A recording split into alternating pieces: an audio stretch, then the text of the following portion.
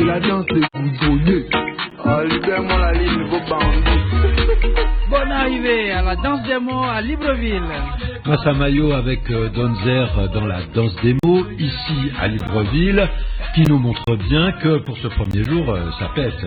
Alors Dalila, dites-nous un petit peu quel est le mot que vous, ou l'expression que vous avez choisi pour en faire un pastiche de chronique ou une chronique pastichée. Allez-y, on vous écoute là, puisque vous avez écrit un texte. Eh bien, le Gabon possède une flore exceptionnelle, mais cet attrait n'est pas sa plus caractéristique. Le Gabon possède une faune magistrale, mais cela ne caractérise pas de magnifiques paysages, mais elle ne le définit pas le mieux. Je pense que seule une expression tient la route pour parler du Gabon. Ça pète. Au Gabon, cette expression qualifie une explosion de joie qui court dans toutes les rues de ce merveilleux pays d'Afrique centrale.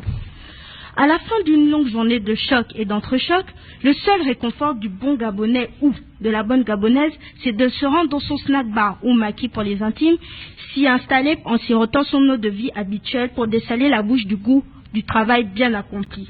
Ça pète. Si ça pète déjà énormément pendant la semaine, le week-end, l'ambiance n'a plus d'heure, n'a plus de catégorie sociale. Ça pète du nord au sud. L'ambiance n'a plus de frontières. Vous pouvez voir policiers et taximans s'unir et se raconter leurs péripéties de la journée en sirotant les uns après les autres leur casier d'eau de vie.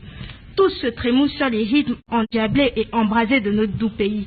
Le maître de la musique lance les disques les uns après les autres, passant de Patience d'Abani à Créole, en s'arrêtant bien sûr à Donzer. Ça pète, ça pète, ça pète. Mais cette expression ne qualifie pas que l'ambiance des fêtes au Gabon.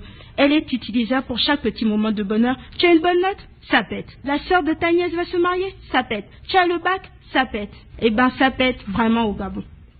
Eh ben, dans la danse des mots, ça pète, hein.